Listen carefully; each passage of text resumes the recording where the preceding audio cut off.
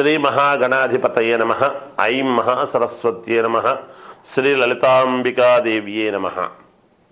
రాశి ఫలాల కార్యక్రమములో భాగంగా గురువు యొక్క మార్పు వలన, అలాగే కుజుడి యొక్క విధానము వలన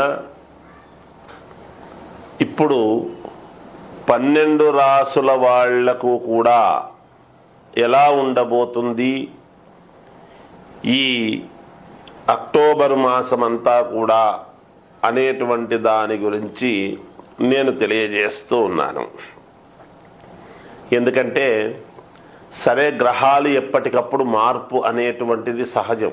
మొన్నటిదాకా మేషంలో గురువు కుజగురువులు ఇద్దరూ కలిసి ఉండేటువంటి దాని వలన కుజగురువులు ఇద్దరూ కూడా వృషభములో ఉండేటువంటి దాని వలన ఆ వృషభ రాశి నుంచి గురువు మార్పు అనేటువంటిది జరిగినది. మరి జరిగిన తర్వాత మిగతా వాళ్ళకంతా కూడా ఎలా ఉండబోతుంది అనేటువంటి దాని గురించి ఇప్పుడు మనము అన్ని రాసుల వాళ్లకు కూడా ఒక స్థానము మారేటప్పటికీ ఎవరెవరు ఏ లగ్నములో పుట్టి ఉంటారో ఆ లగ్నాన్ని బట్టి గురువు ఇచ్చేటువంటి యోగాలు, అలాగే కుజుడు వృషభములో ఉండి ఇచ్చేటువంటి యోగాలు, శుక్రుడు స్వక్షేత్రగతుడై ఉండేటువంటి దాని వలన ఎవరెవరికి ఏమిటి, శని వక్రగతిలో ఉండేటువంటి దాని వలన, ఇలా గ్రహస్థితులను బట్టే కదా మనకు ఎప్పటికప్పుడు ప్రతి నెల కూడా సందర్భాన్ని బట్టి గ్రహస్థితులు మారుతూ ఉంటాయి. అందుకనే మన జీవన గమనంలో ఈ నెల ఎలా ఉంది, వచ్చే నెల ఎలా ఉండబోతుంది, గత నెలలో మనకు జరిగినటువంటి ఉపయోగాలు ఏమిటి అని అన్నీ కూడా ఒక్కసారి మనము ఆలోచన చేసుకుంటూ ఉంటాం. అందువలన 12 రాసుల వాళ్లకు కూడా గురువు మిథునములో ఉండేటువంటి దాని వలన మిథునంకు వచ్చినాడు కాబట్టి, మొన్నటిదాకా కుజుడితో వృషభములో కలిసి ఉండినాడు కాబట్టి అప్పుడున్నటువంటి ఫలితాల కంటే ఇప్పుడు ఇంకా యోగవంతమైనటువంటి ఫలితాలు ఏమిస్తాడు.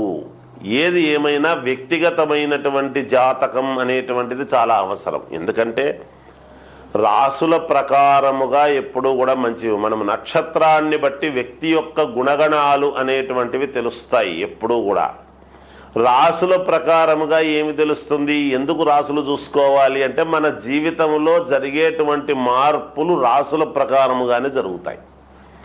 ఒకసారి పుట్టిన తర్వాత ఆ వ్యక్తి యొక్క గుణగణాలు మారవు కదా. ఆ నక్షత్రాన్ని బట్టి ఆ గుణము మనిషి యొక్క ప్రవర్తన ఇలాగే ఉంటుంది అని తెలుస్తుంది. కానీ ఆ మనిషి స్థితిగతులను మార్పు చేసేటువంటిది, మార్పు జరుగుతూ వచ్చేది రాసుల ప్రకారమే మార్పులు అనేటువంటివి జరుగుతాయి. అవి మనము గ్రహించాలి. అందుకని ఎవరు ఏ లగ్నములో పుట్టారు అనేటువంటిది చాలా అవసరము. అందుకే వ్యక్తిగతమైనటువంటి జాతకాలు ఎప్పుడూ కూడా మనము ఒకరు అని ఒక నమ్మిక అని పెట్టుకుని ఒక వ్యక్తి దగ్గర అని చూపించుకుంటూ కంటిన్యూగా ఎలా ముందుకు వెళితే బాగుంటుంది. ప్రతి వాళ్లకు కూడా ఒక ఆఫీసరు, పై ఆఫీసర్ గైడెన్స్ను బట్టి కదా ప్రతిరోజు కూడా ఒక సంస్థలో పనిచేస్తూ దాని యొక్క ప్రకారంగా నడుపుతుంటాడు. మానవ జీవితము కూడా ఇలా మీకు నచ్చిన వాళ్ళ దగ్గర చూపించుకొని వాళ్ళు చెప్పినట్టుగా గనక మీరు అడుగులు వేస్తున్నారు అంటే మీకు తప్పకుండా విజయము లభించి తీరుతుంది. ఈ అక్టోబర్ మాసమంతా కూడా ఎలా ఉంటుంది అని ఇప్పుడు నేను తెలియజేస్తాను. మిథున రాశి వారికి ఈ అక్టోబర్ మాసమంతా కూడా ఎలా ఉంది అంటే చాలా బాగుంది అని తెలియజేస్తూ ఉన్నాను. దైవానుగ్రహము వలన సుఖ సంతోషాలతో ఆనందముగా ఈ మాసము మీరు గడుపుతారు. గతములో పడినటువంటి మానసికమైనటువంటి క్లేశమంతా కూడా పోయి సంతోషముగా గడపడానికి మేలు జరుగుతుంది. ఈ మాసమంతా కూడా సర్వ సుఖాలు అనుభవించటానికి సిద్ధముగా ఉండండి. ధనలాభము, ఏది పట్టుకున్నా ధన లాభమే ఉంటుంది, ఎటువంటి ఇబ్బంది ఉండదుగాక. సర్వత్రా అన్ని రకాలుగా అన్ని రంగాలలోనూ అన్ని రంగాలలో ఉన్నవాళ్లకు కూడా ధనము మీకు లాభదాయకముగానే ఉన్నది. అలాగే మంచి వారితో పరిచయాలు ఏర్పడతాయి. మనకు వీళ్ళు చేస్తారో చెయ్యరో అని అనుకుంటారు, కానీ మీరు జాగ్రత్తగా వ్యవహరించండి. మీకు మేలు చేసేదానికి కొంతమంది మంచి వాళ్లతో మీకు పరిచయాలు ఏర్పడతాయి. విద్యయందు ఉన్నత శ్రేణిలో ఉండటానికి కావాల్సినటువంటివన్నీ కూడా మీకు సత్ఫలితాలుగా అందబోతున్నాయి.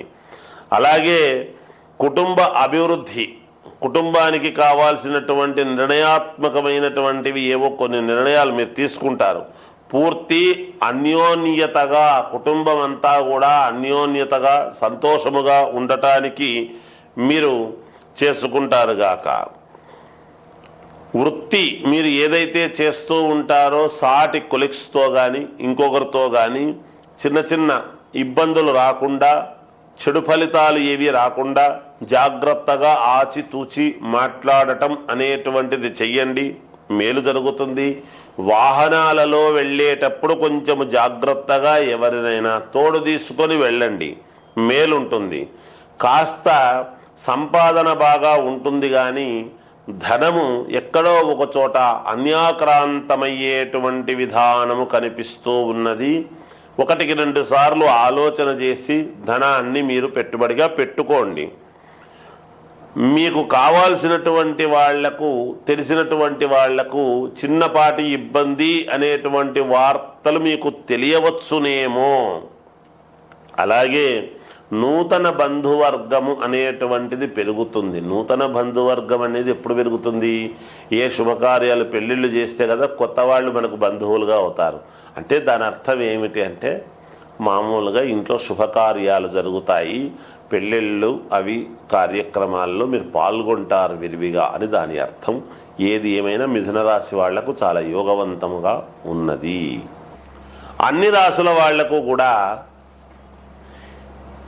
అక్టోబర్ మాసంలో దసరా పండుగలు వస్తున్నాయి కాబట్టి దసరా పండుగలలో అందరూ మీ మీ పనులు మేలు జరగటానికి, మీరు అనుకున్నటువంటి పనులలో విజయము కలగటానికి, మీకు సర్వము అనుకూలవంతముగా ఉండేటువంటి దానికి మీరు ఒక శ్రీచక్రము అనేటువంటిది ఒక పటము తెచ్చుకోండి ఇంట్లో కొనుక్కొని. ఆ పటాన్ని పసుపు నీళ్లతో శుభ్రముగా తుడిచి, ఆవు పేడ దొరుకుతుంది, గోమయం, ఆవు పేడ తీసుకొని శ్రీచక్రము యొక్క బిందువు పటములో మధ్యలో ఉంటుంది బిందువు అని, ఆ బిందువు దగ్గర ఆ గోమయాన్ని మనము గంధములాగా పెట్టండి. పెట్టిన తర్వాత దాని మీద పసుపు పెట్టి దాని మీద కుంకుమ పెట్టండి. పెట్టిన తర్వాత ఈ దసరా 10 రోజులు కూడా సాయంకాలము పూట 5 గంటల నుంచి 7 గంటల లోపల, 5 నుంచి 7 గంటల లోపల మీ ఇష్టం, సాయంకాలం కొంచెం నిష్టగా మహాలక్ష్మి అష్టోత్తరము అనేటువంటిది ఆ పటము మీద వేస్తూ రాండి. రోజు కూడా ఆ కుంకుమతో మామూలుగా లక్ష్మీ అష్టోత్తరం, ఓం ప్రకృతై నమః వికృతై నమః అనేటువంటి అష్టోత్తరము ఉంటుంది. అది చదివి అక్కడ కుంకుమ వేస్తూ ఆ కుంకుమ మీరు ధరిస్తూ రండి. ఈ 10 రోజులు ఆ పని చెయ్యండి. తప్పకుండా మీరు అనుకున్నటువంటి పనులు నెరవేరటానికి మేలు జరుగుతుంది. శ్రీచక్రము అనేటువంటిది మూలం, అమ్మవారి యొక్క మూలదేవత. సర్వదేవతలు శ్రీచక్రములో ఉన్నాయి, అందరు అమ్మవార్లు ఉంటారు అందులో. ఆ పటము తెచ్చుకొని మీరు దేవతాస్థానములో ఉంచుకొని కాస్త శుద్ధిగా ఈ 10 రోజులు గనక మీరు చేస్తున్నారు అంటే మీకు మేలు జరుగుతుంది అని తెలియజేస్తూ జయోస్తు.